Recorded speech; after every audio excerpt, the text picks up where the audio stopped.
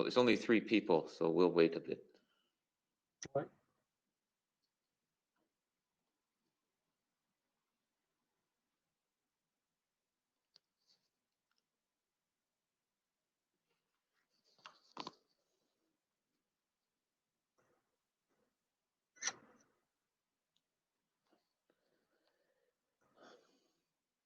Okay, we'll start now. Okay, so welcome to the last presentation in panel number 4. And in this panel, Dr. Kanat Abdullah is going to present. Kanat is a postdoctoral scholar at GSPP at Nazarbayev University. Kanat's research interests include human capital, macroeconomics, growth and development, and demographic economics. This morning, Kanat will be presenting his research, Regional Convergence in Resource-Rich Countries, the Case of Kazakhstan. The floor is yours, Kanat.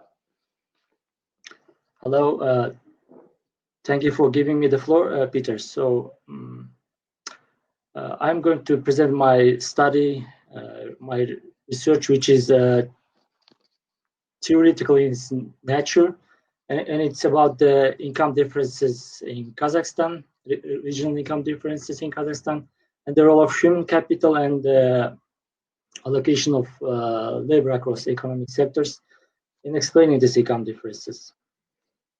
So here's the brief structure of my presentation today. So I will talk about the motivation for the study, and I will also provide you with the related literature. Then I will show you, I will discuss the data for the study. Then the most important part of my research is the theoretical model. Given the time constraint, I will only point out the main idea of the model. Then I will discuss with you the results of my model, and then I will summarize the main findings. So motivation, why is it important? So there are significant differences in income across regions in Kazakhstan. So I asked the following question: how much of these disparities across regions can be explained by industrial mix and production factors such as human and physical capital? By industrial mix, I mean the allocation of labor across economic sectors. So to answer this question, I built a theoretical model which attributes importance to the self-selection of individuals into industries. So Kazakhstan provides as a resource-based economy in which we can assess the contribution of the factors. So this picture shows the relationship between the share of resources in regional value added and the income per capita, regional income per capita. So the x-axis shows the income per capita across regions. So as you have noticed, Atrau, which is located in this West Kazakhstan, income in Atrau is the highest in Kazakhstan, and the income per capita in North Kazakhstan is the lowest. So you may notice that these two variables are positively related, meaning that regions with a higher share of resources in the regional value added usually have higher income per capita. So next picture shows the relationship between average years of schooling in regions and the regional income per capita. And you have also noticed that the relationship is positive, meaning that regions with higher levels of schooling usually have higher income per capita. So given that schooling is an input of human capital, so this picture supports my hypothesis that human capital is important in explaining the income differences in Kazakhstan.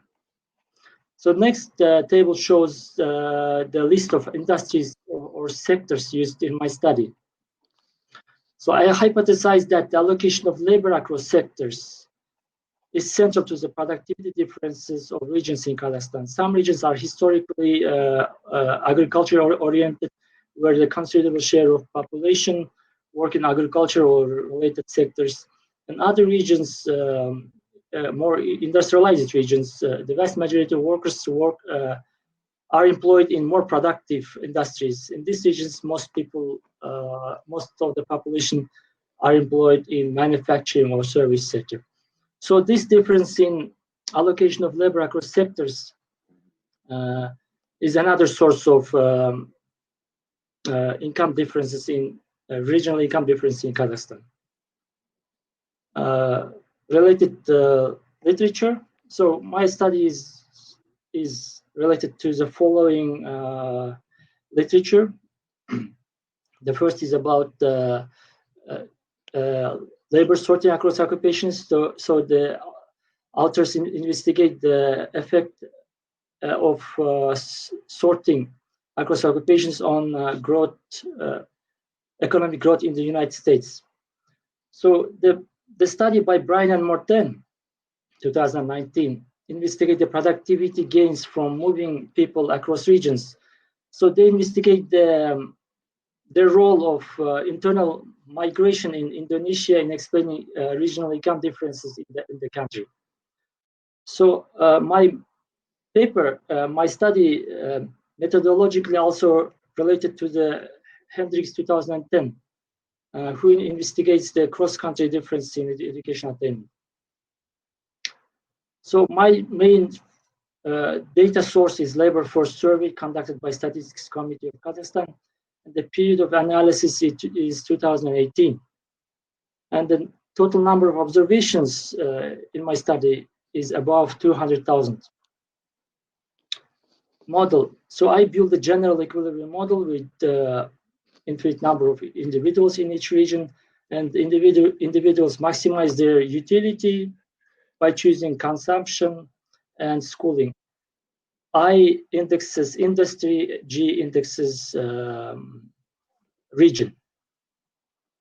So technology relates schooling and education quality in each region to the human capital as follows. So human capital is a function of schooling levels and quality of education in each region. And epsilon here is the productivity distribution. And budget constraint relates consumption to the income and as follows. Individual solutions. So the optimal choice of consumption takes the following form, and optimal choice of schooling takes the following form. And this V is the indirect utility function, which is the maximum utility that individuals achieve. And the most important part of my study is this variable, which is the share of workers in each industry and region. So the model in the model, people in each region choose industry that deliver the highest utility. So this share is obtained by aggregating the optimal industry choices across people. So I use this share to measure the allocation of labor across industries in each region. Firm solutions. There is a representative firm in each region. So the representative firm maximizes its output, YG, by choosing resources, physical capital, and labor. And labor is the aggregation of human capital across industries. And from the first order condition, the marginal product of labor takes the following form. So before getting to the results, I want to discuss the parameter values I use in my study. So there are 5 important parameters that I use in the study. The first one is elasticity of human capital with respect to schooling, elasticity of output with respect to physical capital, and lambda, elasticity of output with respect to resources, and regional technology and the number of workers in each region. So the values are are shown in this column. So for example, the value for this parameter is estimated by using the equilibrium condition for schooling, and the value for this parameter is set to 0.33 due to micro evidence obtained by Golin in 2002. The decomposition. So the main research question of the study is what factors are important in explaining cross-country regional income difference in Kazakhstan. The decomposition procedure using this equation, which you see in your screen, us to compute the contribution of each factor to cross-country income differences. The procedure captures the mean gap between the regions of output per capita. So with this measure, we decompose the gap into contributions of resources, physical capital, human capital, and industrial composition. So this table shows how much the income gap closes if the factor inputs of regions is replaced by those of G prime. G prime in our case is Atara, which is the region with the highest income per capita. So the first row, for example, reveals that the mean income gap of the regions relative to Atara is 0.25, meaning that the earnings of workers in Atara on average 25% higher than in other regions. This subsequent rows of the table show how the income gap varies due to changing inputs. For example, the second row shows the gap due to the resources.